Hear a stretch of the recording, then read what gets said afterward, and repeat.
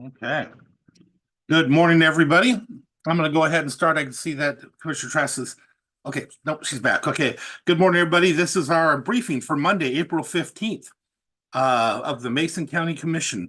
We're going to go ahead and go into executive session, but commissioners, before I do, I want to tell you today's a special day for me. Today I celebrate, believe it or not, 13 years of chemo. I've been doing this for 13 years. Now I do one bag. I used to do 14. But I actually consider this a celebration day for me and my family. We really do. That every day I get reminded how incredible life is. Every week I sit in there, I get reminded what the world is really like out there and how I should be thankful for every little bit of it. I get to sit with people as they come in the door scared and show them that there's an option. There's a lot of blessings that come with this. And I just wanted to share this today because believe it or not, I'm extremely happy. 13 years today. So with that, commissioners, we're going to go into an executive session under RCW 42.30.110, 1I for litigation. Then we're going to move in at 9:30 into a closed session for RCW 42.30.140, 4 under labor discussions. We will return at 10:30 to talk about indigent defense. See everybody there.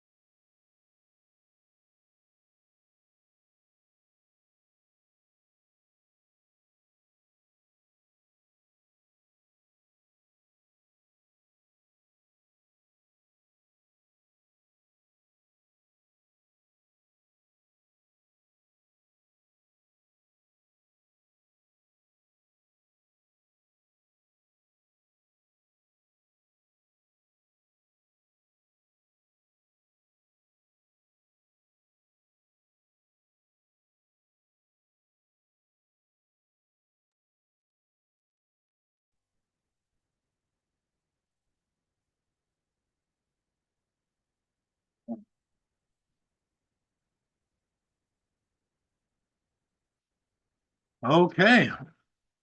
Welcome back, everybody. We just finished our executive session and our closed session. We're gonna move right into indigent defense with Peter Jones. Peter. I am not seeing him. Does anybody see him on there?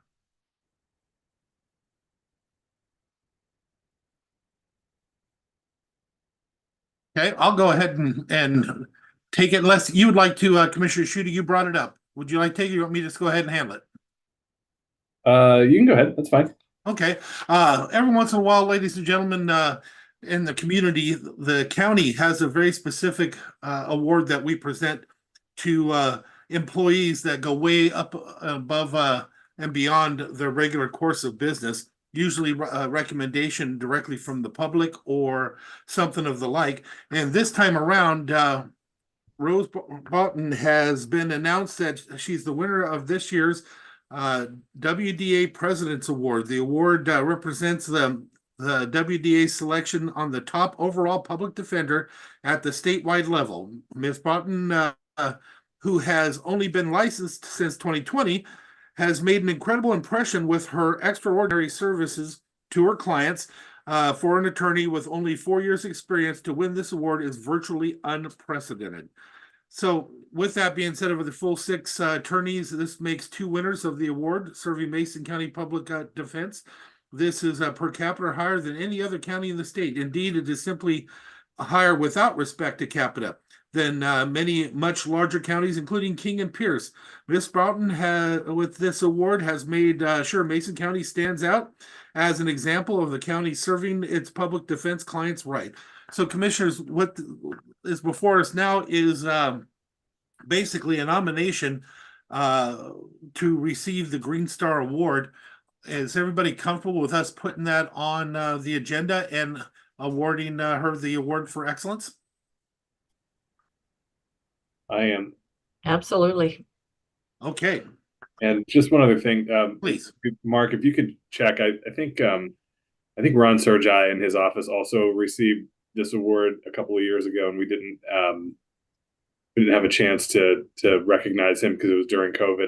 If it's possible, I'd like to recognize both of them for receiving this award. I think it's outstanding, and they both are deserving of public recognition. I absolutely agree with you, Commissioner. And I seen Commissioner Trask had anything you'd like to add?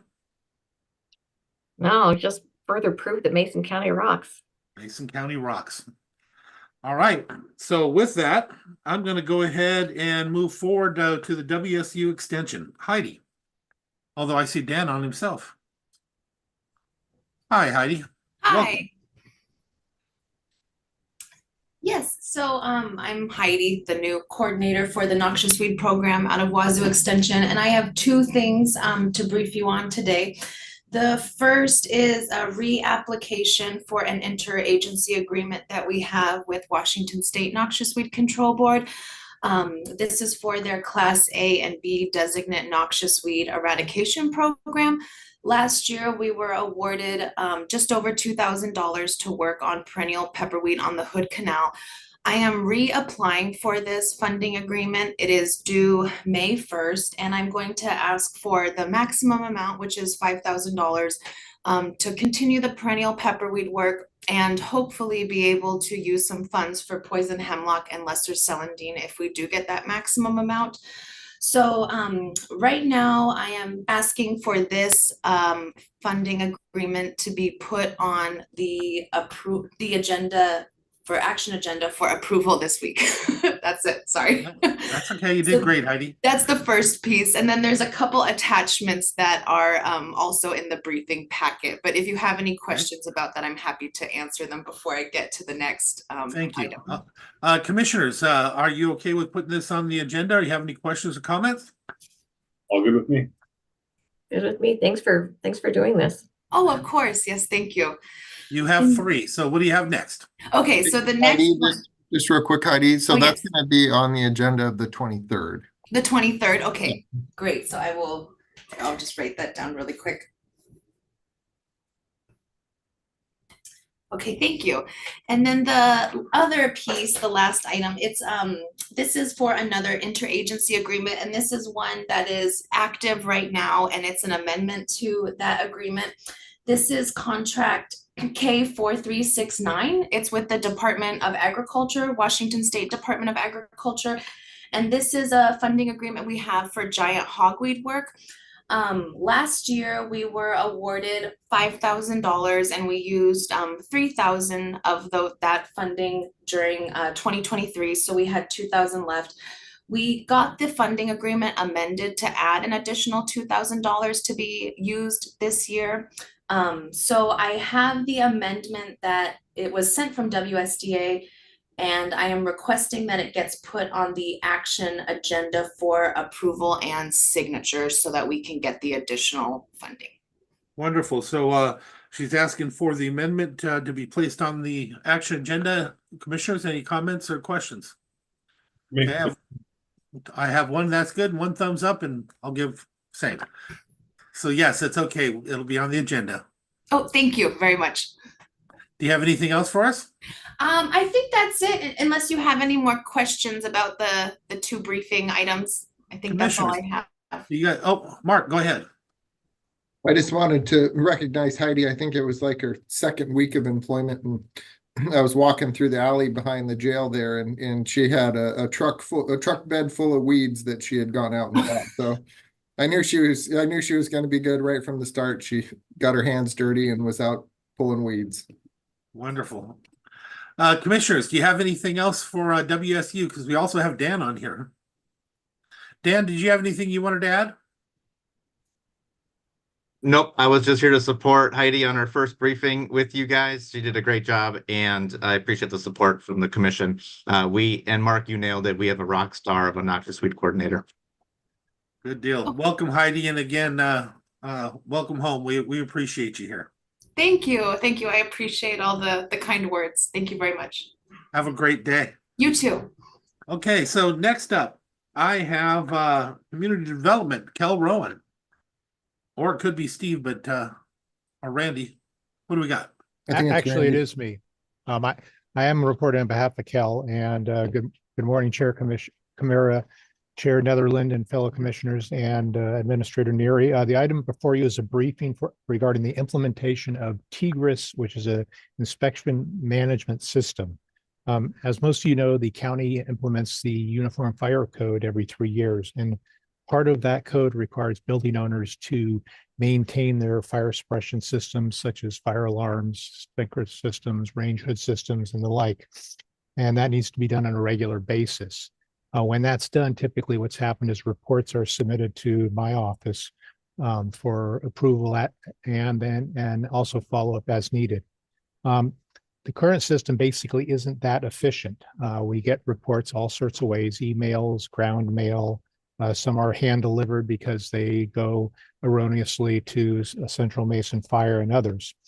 So in a way to get around that and expedite and make the process more efficient, what we're proposing is the implementation of TIGRIS, which is a cloud-based management system for the submission of all of these reports. It's already used, believe it or not, in Mason County, even though it hasn't been officially adopted. And part of the reason is because it's actually been used by Central Mason Fire for the city of Shelton since 2009. So what we're trying to do is, one, not only use a system that's going to be much more efficient and save me a lot more time, but also be consistent with what's already happening throughout the county. In fact, there are 50 businesses that are in the county that submit their plans to TIGRIS, even though this already doesn't happen. And they just do that out of habit because some of them are proprietors who have businesses in other jurisdictions where that's a requirement. So they just figured if one jurisdiction's doing it, the other one is doing it as well. And obviously that's the situation we want to correct here. So in terms of a budget impact, there is none to the county. The way the system is funded is when an inspection company uploads a report, they pay a small fee, which is $15, and the maximum, which is the maximum charge. In terms of as we move forward and notifying businesses how that this is going to be happening, for those who aren't already using it, what we would do is we would use, Tigris would actually do this for us. You'll see there's some sample letters, and the first one is a sample first year letter. And that is a basic explanation that will be sent to all the vendors who do the inspections on the fire protection systems, letting them know that we will be implementing that and that they will need to be doing that. It also includes just a reminder notice that if they do not have the correct information, contact information for us, that they upgrade that or update that information for us as well.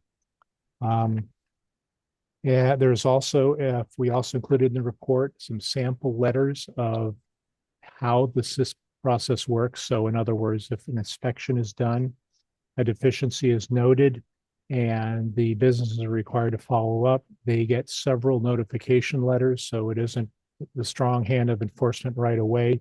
Due process is observed. They actually get 2 notices before it gets turned over to me, and then I would follow up for whatever enforcement action would be appropriate at that time. So, so that concludes my report, unless you have any questions, which I would be happy to entertain for you or answer. Randy, just want to verify exactly what we're asking. You're asking to put on the agenda for us to approve or adopt Tigris as our official operating system? Exactly. Okay. Commissioners, comments or questions? All good with me. Thanks, Randy. You're more than welcome. Well, that's good that we start utilizing the things that are already in place as well. So I appreciate you bringing this forward, Randy.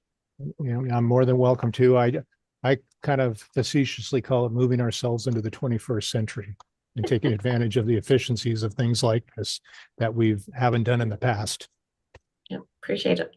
All right. Well, thank you very much. Yeah, you have all 3. It'll be placed on the agenda. Thank you, Randy. You're welcome. You have a good day. Okay. All right. Next up, we have public health. Is Dave Windom on? Because I thought he's on vacation. It says Dave Windom on my sheet.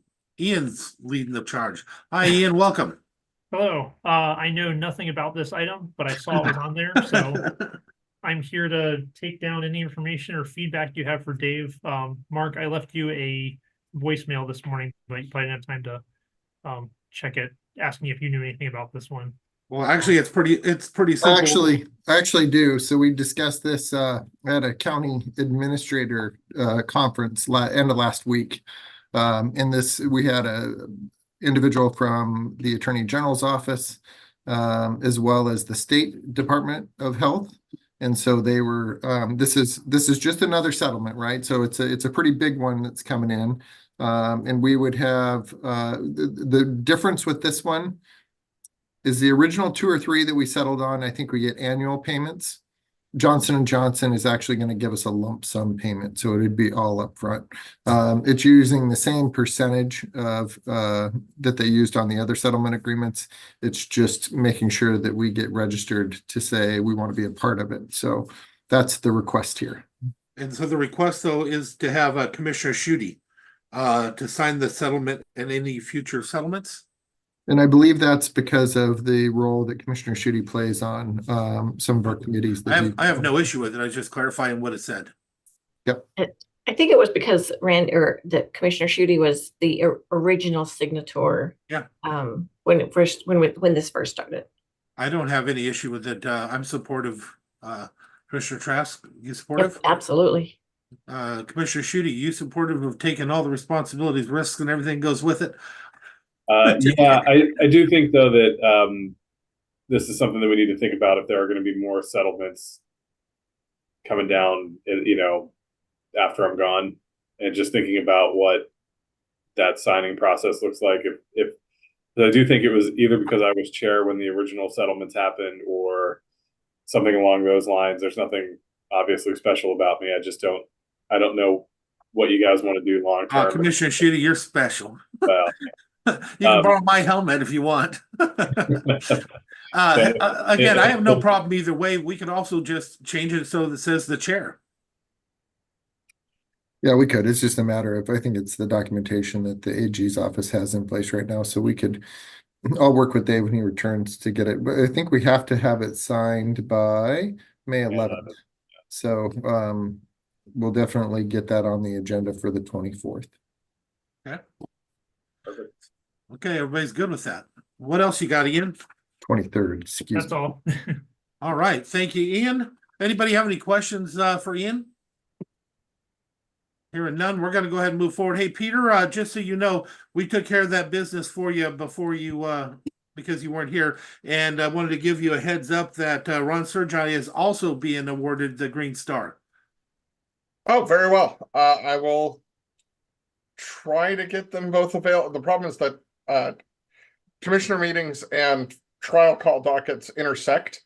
And so I'm not sure if I'm going to be able to get them physically present at the April 23rd, but we'll make sure that we try. Peter, if it's not possible, in the past, one of the things that we have done is sent the chair out to actually pin them. Okay. Now, there's just different ways of doing it. It'd be better though if they were here so we could actually recognize them personally, but you're going to be able to do what you can do. Okay. We can also split it up. We don't have to have it this time. I'd rather them be there. Commissioners, what are you thinking on that? Yeah, I think if you scheduled it, one for one meeting and one the subsequent, I think that would probably be fine if that's easier, Peter. I will try to get them both there for the 23rd. I think Gene Austin can cover, but if we run into an issue, I will let you know. Thank you. Okay, so next up, I have Loretta, Public Works. Good morning. Morning. First up, we've got an item from Mike requesting a road closure. Good morning. We are back at it at Satsupco Road. Last year we were going to close the road and replace the culvert. We didn't get to it. This winter it failed again. We had a sinkhole in the ground, so this time we are going to get it. So we're requesting to close the road Monday, August 19th through Friday, August 30th for 2 weeks there, and replace the existing 30-inch culvert that has failed. Okay, anybody have any issue with that? Alternative routes. Mike, what's Two up? alternative routes. One is going Highland and back around, and then the other is going south into Grays Harbor and coming back. Good. And so as far as communication to those folks out there, is there a process for letting them know when it's happening and where the alternative routes are? Yeah, we're going to get out. They were already prepared for last year, but we're going to further get out and get our signs, our reader boards out about 2 or 3 weeks ahead of time, and start that process. Thank you. What else you got, Loretta? Next up, we have a request for increasing the grinder pump fee for North Bay Case Inlet, and Richard's here to present that. Morning, Commissioners. Good morning. I reached out to E1 Grinders Correct Equipment to, check on our annual purchase of grinder cores, and I also checked on the type that homeowners that buy into our system purchase from us, and they as well, like our rates have gone up with this CIP or the CPI, I'm sorry. But with the supply chain issues and all of that, they have dramatically gone up. Their current price for one it went from $4,900 approximately to $6,700 down. So I'd like to change our pricing so that that's what we're getting when we sell them. Questions, commissioners? Me. Nope. Okay, move forward on it. Richard? Thank you. Thank you, Commissioners. All right, and then a couple of discussion items. We were going to talk about the ARPA funding. But perhaps maybe it's more timely next week, but happy to chat about that. Loretta, I think it's more timely next week. Something just happened the other day. I got a phone call and I think we need to track it down on Sure. something on the other side of the road over there. Okay, great. Glad to do that. And then Mark, I guess the other ARPA items, are they planning to come forward next week? Is that the timing? Yeah, Jen's gonna be, they're due today from everybody, so Jen and Kate will be presenting Okay. next week. Okay, good enough. All right, and then Island Lake. Mike's got a summary of what we've heard and some potential solutions. So we were asked to take a look at the section of Island Lake between Island Lake Drive, between Island Lake Road and Brockdale. Their concerns were speeding and potential hazards with pedestrians along the stretch of road. So just a little bit of background on the traffic study. We did a traffic study last year and again earlier this year. The posted speed is 25 miles an hour. The 85 percentile speed is 34. That means 85% of all the group of drivers are doing at least that in that section. The ADT is about 660, which is a lot of ADT for a little old 09 classification of road. Well, what is happening here is it's being used as a shortcut for commuters. So it's a local access road built wise, and it's being used as basically a minor collector. So what we did is we looked up the history of the accidents. In the last since 2021, we've had 4 accidents. All those have been hitting fixed objects such as trees or even a building. 2 of those were DWIs, 2 early in the morning and 2 late in the afternoon. There was no pedestrians actually involved with these accidents, so obviously that's a good thing.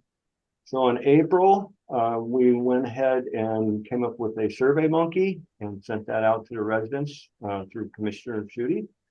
There were about 500 views. We had 70 responses, and kind of getting those concerns together were more of same thing. It's speeding and it's conflict with pedestrians. So we went and walked the road, and it is, it's only 10-foot wide lanes, has horizontal and vertical curves. Again, it's designed for an 09 classification, local road. But what is happening is people, as their drivers come around the corner, their line of sight is really short. So as a pedestrian, the cars pop on you really quickly. And so it may appear that they're going much faster than they are. And so, and the shoulder is actually very narrow. It's anywhere from 2.5, 3 feet wide. So our proposal is to, it's just kind of improve some of these things up to our standards. One would be the clear zone, remove some fixed objects such as trees. Some banks need to be cut back for some line of sight, remove some vegetation.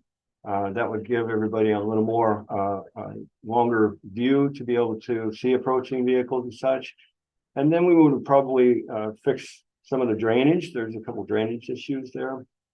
But ultimately, we would like to widen the road and pave the shoulders. Widen and pave the shoulders. That would help for pedestrians and bicycles. That would match in with the surrounding area. You got the city's trail on Brockdale. You have the school just down on Shelton Springs. So it would kind of match up. But I think it would help for the walking pedestrian. So there was a request to install some lighting, and that's possible. We can look at see where it's warranted to be able to do that. Typically, it's at your intersections. We don't propose to change any vertical or horizontal alignment at this time, because if you flatten it all out, it's just going to make them, that's going to be a faster road for them. We did look at bumps, humps, cushions, tables, things like that. But what we'd like to do is make these improvements first and then kind of reassess it and maybe reach back out to the community again and see if that's still a concern before we actually put any what I would consider hazards in the actual road. That's kind of where we're at. Okay, what else you got? So next steps, Mike and commissioners, are we will follow up with the community about survey results and our plan of action, or any direction or thoughts, commissioners, on moving forward on this? Commissioner Shitty, you want to lead us off? Yeah, I think there are some good sort of short-term next steps in there. I mean, obviously a road widening project is going to take a little bit more deliberation and funding and all the things that go along with that. But I certainly think that if we can program in some of the smaller items to begin making progress, that feels like a good place to start. If you have some preliminary costs associated with that for another discussion, that would be helpful. But I think I think that's good feedback that we got from the community there, and we can really build on that to make some improvements. Done. Yeah, it was a great response for sure. And next up, commissioners, Kelly had a wonderful idea to save you from all kinds of announcements, declarations for National Drinking Water and Public Works Week. So we are simply planning on having a variety of ways of either posting up on the web or on our Facebook page, ways to celebrate. If you would like us to prepare resolutions and read those, we're happy to. But I know that this time of year, we really get a lot of those being read. So as an alternative, we thought that we would go about it this way. Any thoughts, commissioners? Comments, thoughts? I think it would probably be good to do an actual proclamation for Public Works Week. But the others are fine to proceed with your plan. Yeah. Good enough. I see You Commissioner Trask head shaking up and down, right?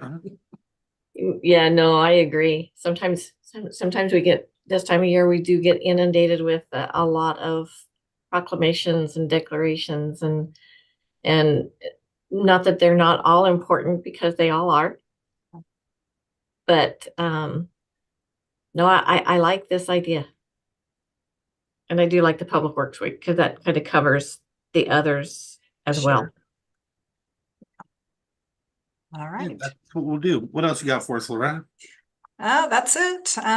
Just a reminder, we've got the Russellwood Utility Outreach Round 2 Tuesday night, and then our upcoming hearing. And I will be attending a MRSC contracting event up at Kitsap on the 25th. And our road standards coming up, and Belfair Pump Station ribbon cutting. Still, we need to get that nailed down. So that's about it on mine. Okay, so does anybody have any questions or comments for Public Works or Utilities? Could you have somebody take a ride out Cole Road and Cole and Lynch? There's some divots in the road that probably need some attention. Also, that railroad track, we need to do something with that track on Cole. Okay. So is anybody else going to the Russellwood presentation? We should make sure that we announce it now so that there isn't any problems. I'm not able to attend tomorrow night. I'm not either. I've already got another meeting. And then Loretta, the lights on Highway 3, they're still, nobody's gone out to look at them or fix them or nothing. So on Highway 3 through Belfair, there's actually quite a few of them.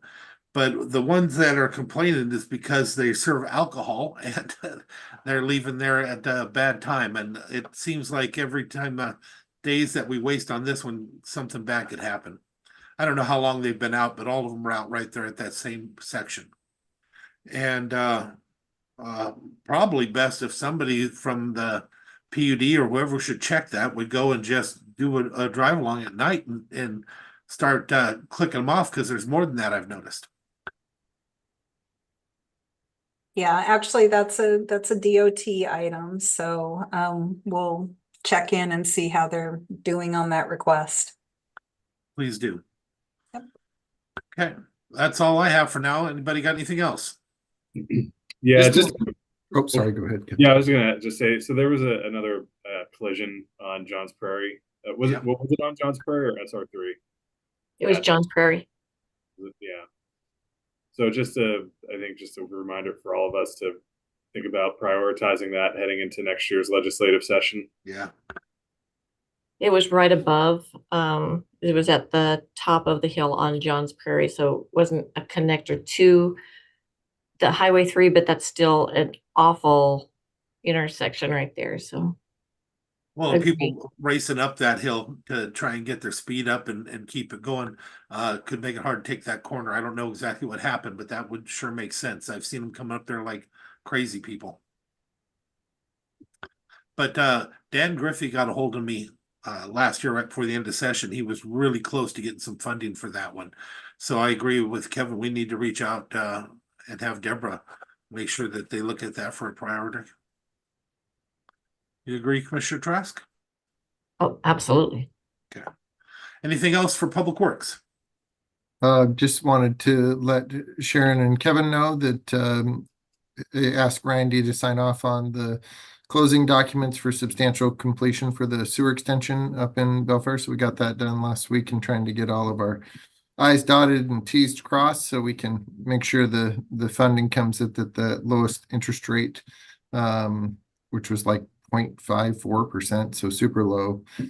We won't see that again for a long time, but yeah, it's so Randy signed off on those documents, and I think that it sounds like just the ribbon cutting, and might have to do a purchase. Don't we have to purchase the parcel that has, or at least have conversations with the landowner where the lift station is at? So just wanted to give you an update on that.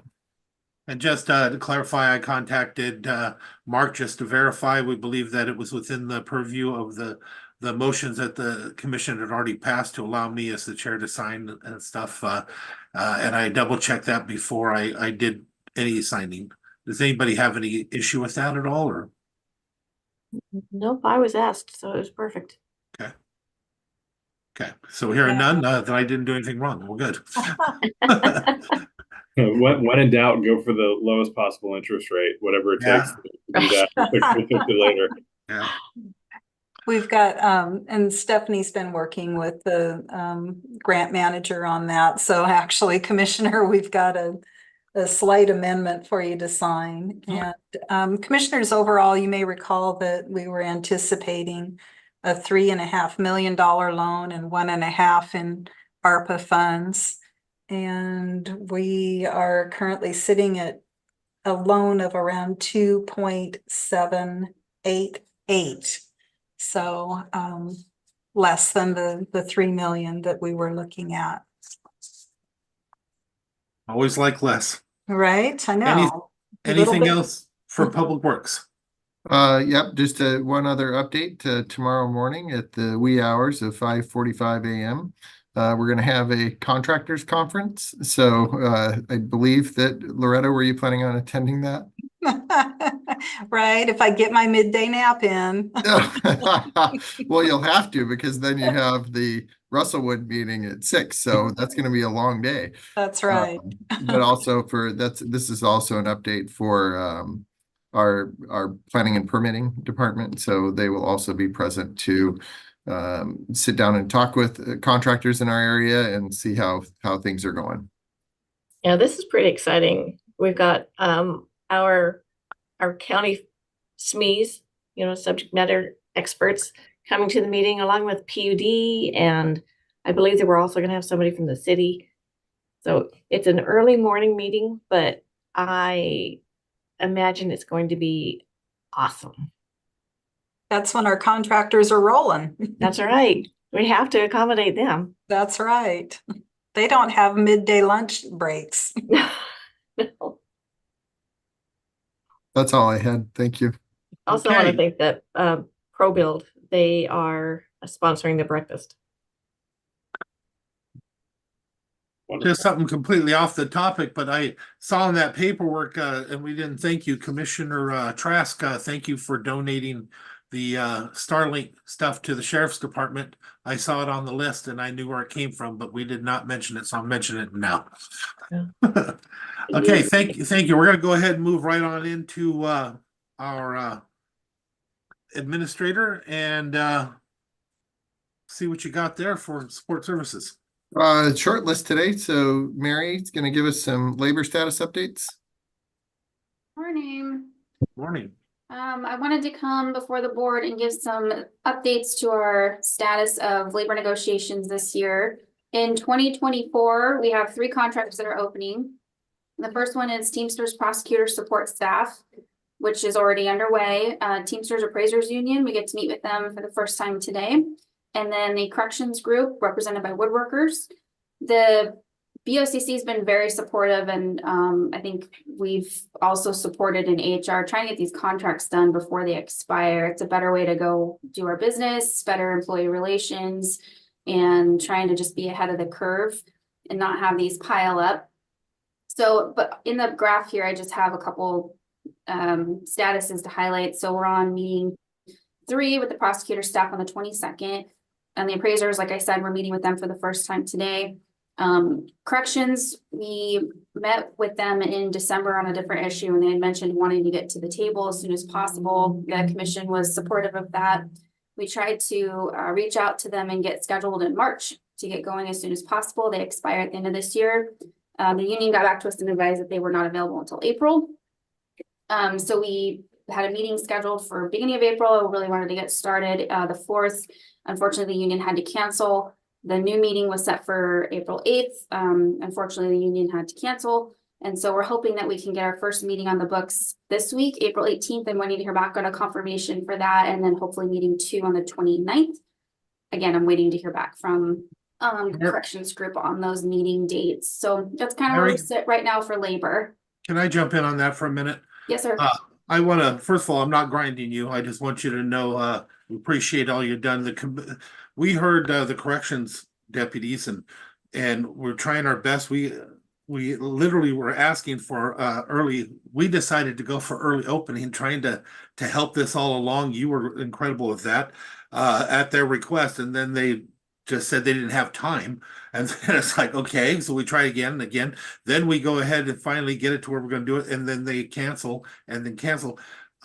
Please keep pushing. I do know that the corrections officers wanted this. We're hoping it was going to happen. And I don't know why there keeps being a holdup, but I want you to know I'm not mad at you. I'm just bothered by the whole thing that we did something kind of unprecedented to try and help everything along. And this has been the result. And it's not what we're wanting. So please reach out again. Just let's see if we can get something to the table. Sorry, commissioners. Will do. Go ahead. No Look like apologies Commissioner, necessary. look like Commissioner Schutte is going to say something there for a minute. So, go.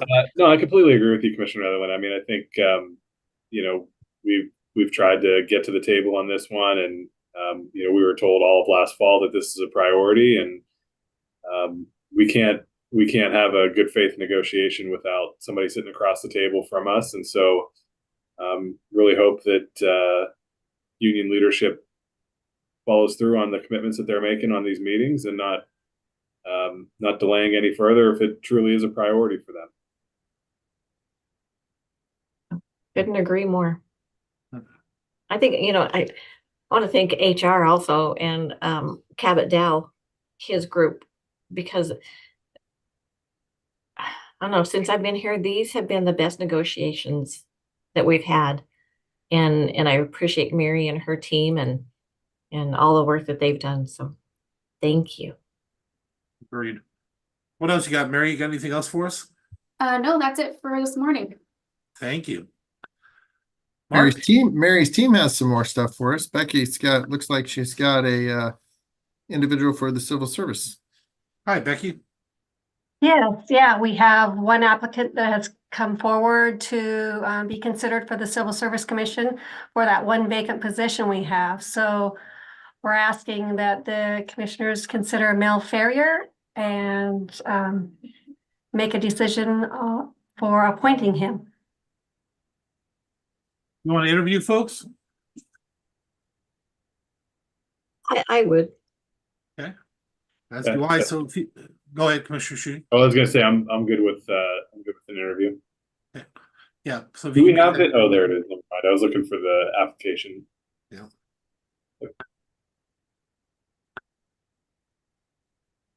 So yeah, Becky, go ahead and work to have it put on our agenda with Diane, and we'll make it happen.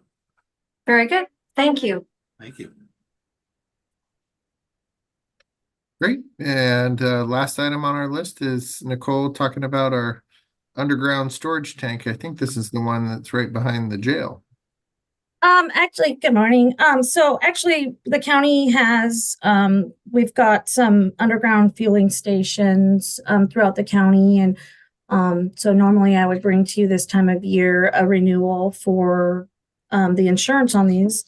However, we had temporarily closed one of the fueling stations within the last year, and due to this, our insurer that we've been with, they didn't want to insure the temporarily closed one, so our broker's gone out to try and retain insurance for us for all 4 tanks, including the temporarily I guess you'd say temporarily closed one. I've been working with Public Works to get all the information, and we've gotten an application out to them. Our insurance policy we currently have expires on the 21st of April. I've been guaranteed that they will find us a policy before this one ends. I just wanted to really quick, I just wanted to reiterate the importance of looping risk management in on things as soon as possible. Sometimes we find these things out very last minute and it can create a delay and even greater risk to the county. So still encouraging all the departments to reach out to Nicole and risk management as soon as possible, especially on these kinds of things. Thank you. So my plan essentially is to wait for, like I said, we're just waiting to hear back from Arthur J. Gallagher in regards to what insurer is going to pick us up. I believe this mid-continent group is going to. And then, typically the rate, the premium for the year is about $1,300 to $1,600. I didn't anticipate it being more. I believe that Mark would have the ability to sign off on that premium as long as it was under $50,000. If it's more, I would assume probably, I don't know what to do. So we've got 5 days. If you don't mind, Loretta, who is well aware of this situation, has got her hand up. Do you mind if I let her into this conversation? Okay, Loretta, please. Oh, I just simply wanted to say, Commissioners, you may recall that we briefed this, I think, late 2022 and took a look at different options for the downtown fueling site. One of them was to completely decommission the fueling center. Another was to keep it in place, even though there was nobody using the fuel. And so we had some concerns about just keeping fuel in the tank and keeping it fresh and the monitoring that went along with that.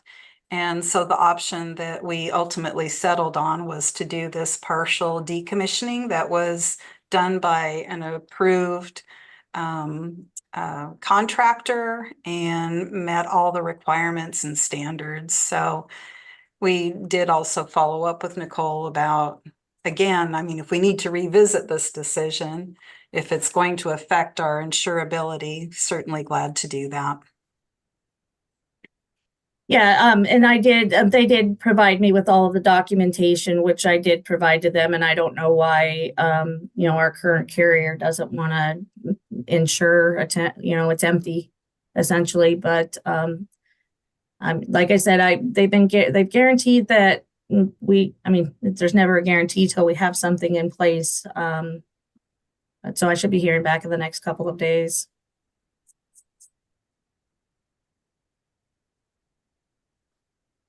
So I guess, and so I don't know, I'm not asking for any sort of action, but if there's any sort of recommendation from you all or, I'm trying to think of whether or not what it would look like if the premium's a little bit higher than what I would be anticipating any other year or. So Nicole, you need this within 5 days. Yeah. Mark's side. So what you're doing is basically just letting us know that this is needed within 5 days, and that if needed or when it's finalized, then Mark would have the authority to sign. Correct.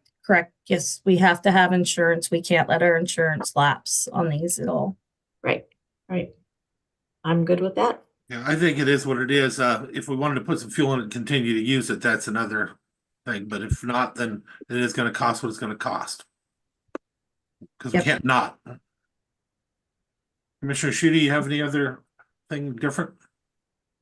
No, I agree with everything. Just one of those things where we gotta make sure that we're all communicating on it. I'm fine with Mark signing if it's under that threshold and just getting it done. Perfect. Thank you so much. Thanks, Nicole. Yeah. What else we got there?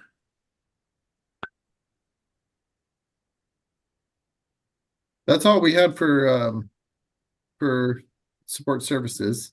There is some items, actually over the weekend, there was a problem with some animals up in Grapeview area. Commissioner Netherland, do you want to talk about that? Yeah. Commissioners, there's been a house, first a little brief history for our public as well as ourselves. Some years back during the budget issues, the sheriff at the time, was a different sheriff, chose to do away with animal control and spend that money on use that money for an evidence tech instead. And since then, we've had many issues, and we know that the law enforcement has taken up more than one full-time person, if not more than that now, to end up doing animal control. The commission was very kind and started to consider different ways to take it on again and take it on ourselves. We went through the process, even came up to the budget, but in the end, they weren't quite ready, in my opinion, in Shelton to talk about the facility, how it's going to be used. They didn't have their own numbers to use. I think those times have changed. So in the meantime, though, what happened the other day is there was an animal, as you saw the videos, it was horrible, and that was eventually dropped outside the fence and everything. They went and sent that video around. People were pretty upset. This has been accused of being a puppy mill for many years, with many different incidents that have occurred, but because of lack of staffing and no facility, it's been hard or impossible to do anything with it. Well, I sent the video to the sheriff, and even though he was in Eastern Washington with his family riding horses, he still found a way to get it done. And they went, and they actually went the next day and arrested the person. This person has now been arrested. Appears there's over 60 animals and that are involved with this. And I guess what I'm asking is, last year we held off at the budget because of those other issues. Is there any possibility that you're ready to look at going forward again and maybe send us out there to try to finalize a negotiation, non-binding negotiation, to try and bring animal control back? Yeah, so I don't think the issues that we had were that there just weren't very many details around the proposal. It wasn't I don't know that it was necessary. I mean, there's definitely a budget impact for sure, but I don't know that was the main issue that I had. The main issue that I had was that there just wasn't any firm agreement or interest, from the city, that there were a lot of details that needed to be worked out. And the way I thought we left it was that Mark and you were going to work on that. So, if you guys want to try to round out that proposal, then that's fine. I'm happy to hear that it's a criminal investigation, which, regardless of whether or not we have a dedicated animal control program, sheriff's office always has the ability to investigate criminal activity as it relates to the animal code. So I'm happy to hear that sounds like there's been some effort made there, and hopefully this person faces some consequences for this action. It's terrible. The video is heartbreaking for sure. And I want to clarify, you were completely correct, Commissioner. The appeared to me at the time that the commission was ready to try and do something. It wasn't us on the budget. It's just we could not finalize. We were not in a position to finalize the last pieces that would have been necessary. The commission very much seemed willing. We tabled it, not to kill it. Tabled it because the timing and they weren't ready at the time, in my opinion. Commissioner Trask? Yeah, that's what I remember also. I think also that the city was going through transition also. And so us trying to work with the city, they had a lot, I don't want to say bigger fish to fry, but they did have a wider range of issues than I think they had time for. And so this is something that we wanted for a long time. You know, we've been working on this, and it's been needed. I would really like for you to work with the Humane Society as well, because I think that they're a valuable resource. Yeah, the only way this is going to work is we bring all the players back to the table. A lot of them are no longer working within that structure that was over there. The county can bring them all back to the table, and the Humane Society were superheroes in this event as well. So the Humane Society has been a great partner for the county, and I would hope that they would continue to be an even greater partner. I don't think it can work without them, to be honest with you. Nope. I just wanted to I add don't think we really should. quick, one of the reasons I think it had been tabled was that the animal control positions exist in the corrections contract, and the union was, there had been other conversations, maybe it needed to move to another area, and the union was unwilling to let those positions go. And so that was another reason I think we'd had some hurdles maybe. That was something that needed to continue with the conversation, but the main issue of whether or not we can do it that could not be finalized, because I was working on it at the time, was cost for the city and the facility. That facility is absolutely necessary if it's going to happen in this type of way.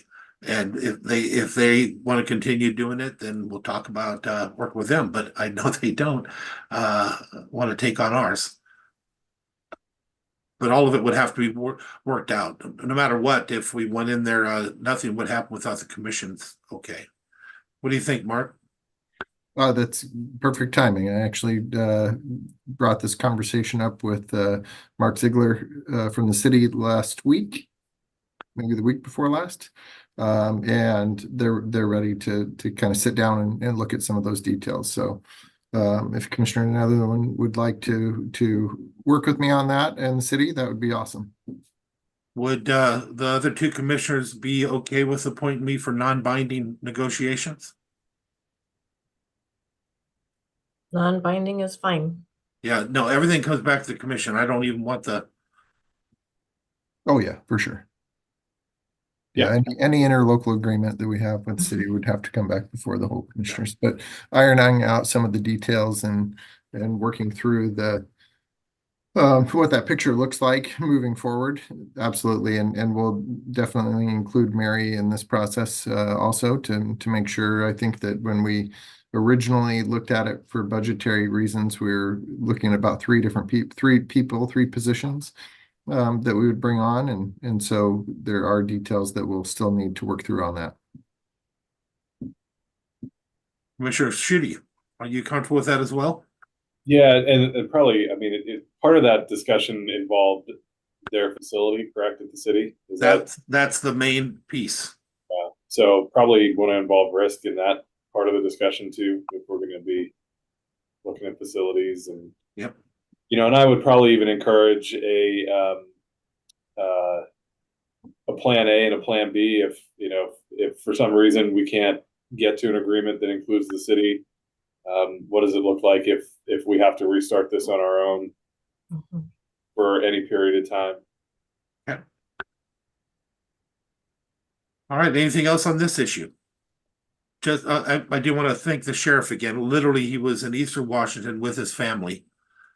On a horseback, actually, according to what he said to me. Yeah, so thank you, Sheriff, for getting this done.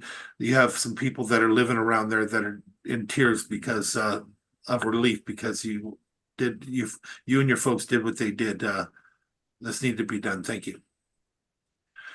So I have one other issue that I'm still trying to work out. I got a phone call about whether or not to remove the Sweetwater from going after funding for this year, but I just got done talking to Travis, and at this moment, he'd still like to keep it on the agenda. But if it's not a hurry thing, I'm wondering maybe if we could just set him up to come in for a briefing. But I will call him after this meeting and solidify that. If they want to pull it off, just giving you a heads up, if they want to continue, then we'll continue with it just on the agenda as it is. I'm a little confused on that one because they sent us a letter saying that they were postponing it for 2 years, but now they want to bring it back up. No, the Salmon Enhancement Group is not the lead entity. Oh. So they did send that, and I called them at the time and I asked them, and then I asked if they were the lead entity, and they're not. Their lead entity is the port. So I called the port and I talked to the port. As I said at the other meeting, we needed to have Travis, because I still think that that's the lead entity. They have an executive director, and that should be the one that does the presentation for the port. Nobody else, or port commissioner. So at this moment, what he sent in is that he'd still like it to continue. And again, it's the port's thing. I think they should bring it off for a briefing, but it's not up to me.